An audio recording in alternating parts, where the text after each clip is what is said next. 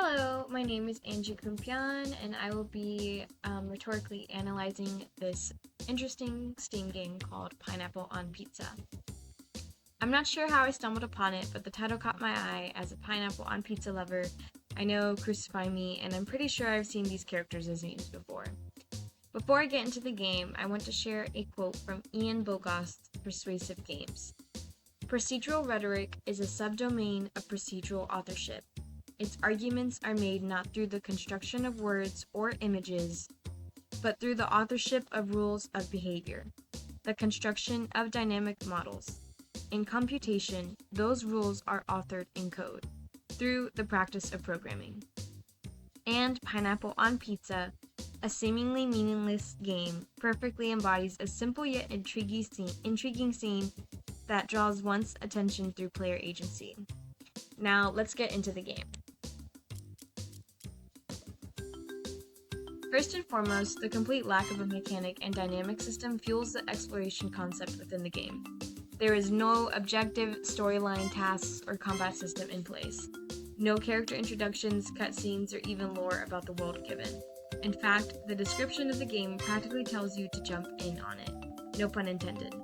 Looking at Hunicke's, LeBlanc's, and Zubek's MDA, a formal approach to game design and game research, they easily surmise that rules and systems equate to fun by combining mechanics, dynamics, and aesthetics. I could argue that the only mechanic in the game is movement and exploration. There's only one direct dynamic that affects the gameplay, which I will get into later. Getting into aesthetics, the gameplay environment is based on an island with an established and euphorically dancing tribe.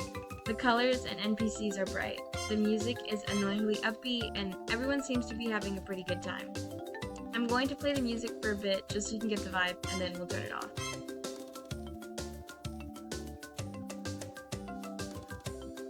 Excuse my awkward movements, my mouse just decided to stop working, so I'm using the keyboard. But let's turn off the music now.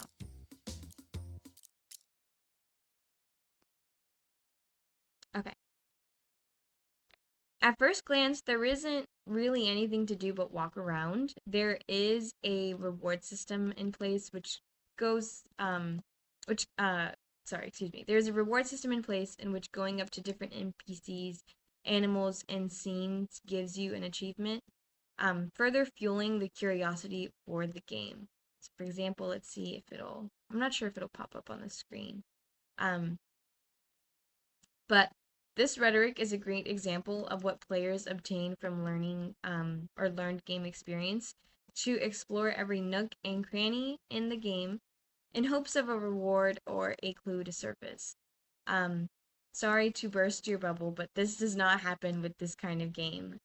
When I first was looking for games to analyze, I wanted to play something that was a little bit more challenging, but with the time constraint, I ended up landing on this game, and there is an achievement, I know that comes up with stepping in this circle, but for some reason the achievements aren't popping up. But when I played this game at first, I decided that this was going to be an extremely challenging game to rhetorically analyze because there's absolutely no mechanics, no dynamics, but I like a challenge, so here we are. But yes, unfortunately, exploring further into the game does not lead you to an objective or more complexity. Granted, instead you continue on with the island, assessing different scenes. When I was first playing, I took note of the different elements and scenarios in the game that the designers established, and somewhat kind of made up my own stories for the NPCs of the game. I'm not sure if this was intended by the designers, but of course each player is going to make their own assumptions based on any game. These characters are just living their own happy lives, unbothered and unthreatened by anything, except for, I guess, those sharks that are out in the ocean. But yeah, so let me just keep walking around to get to my next point. After what seems like forever walking around this island, I know that I can run at some point, but excuse me for how difficult this is. This is kind of more awkward now that there isn't any music playing. These people are extremely happy though. But okay. After what seems like walking forever, In exploring this island, I finally decided to climb upwards toward this tornado. Or not tornado, oh my god, excuse me, volcano. Seeing nothing else around, it then dawned on me what I was supposed to do in order to complete the game. Uh, jump into the volcano towards my own death. Was that the entire point of the game? Surely not, of course, right? Of course not. For something as bright and upbeat as this, we should all know that these kind of games lead to a seemingly unhappy ending. Here, I'd like to point out Tom Blount's and Callum Spawforth's Pathos in play, how video game designers evoke negative emotions. In summation, they deep dive into several different genres and categories ranging from horror to dating sims to outright depressing games. Of course, some of these games are expected to bring forth some kind of reaction for the player: fear, empathy, sadness, etc. I'd like to highlight from their article.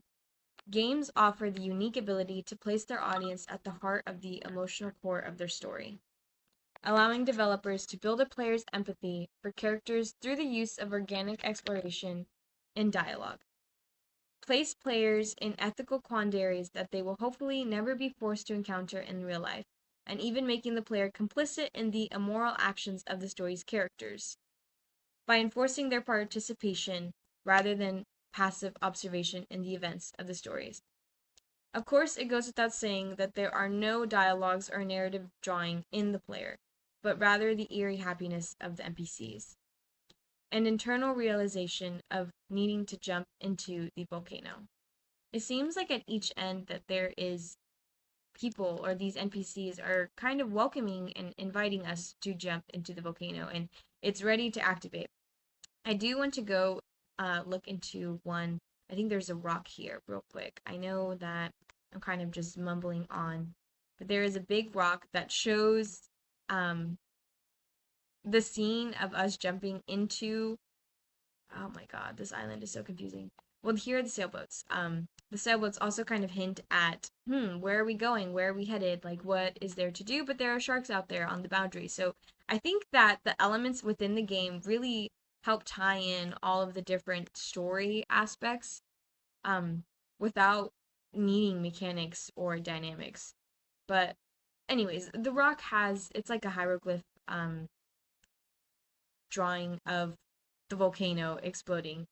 I don't want to drag this video on too long without having to finish my analysis. But at this moment, I felt the game compared to Dumb Ways to Die, another bright, alluring, and toddler-like game that is blatantly violent and concerning while teaching the many creative ways that one can painfully go. Upon jumping into the volcano, another achievement is granted for activating it, and I descend unaffected by the lava, or I ascend, my apologies, unaffected by the lava, and rather watch everyone else, who I myself created cute stories for, burn to their deaths. This happens rather all too quickly, and the POV remains in first person, so I can't see the deaths of the characters, all the characters from the island. I did go through a couple playthroughs. The designers made sure to give them all a theatrical exit, even giving a hot potato moment for a mother and her baby who was tossed around and ironically thrown into lava. The rest of the islanders rushed to their escape, unaware that I started the fire.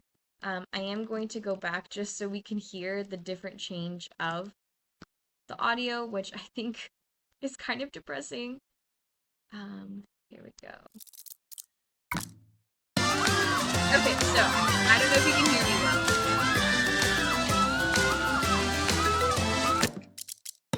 I think that was enough. But pretty much, the game unironically makes the audio, like the music, so much louder to kind of like to ironically drown out the sounds of the people dying.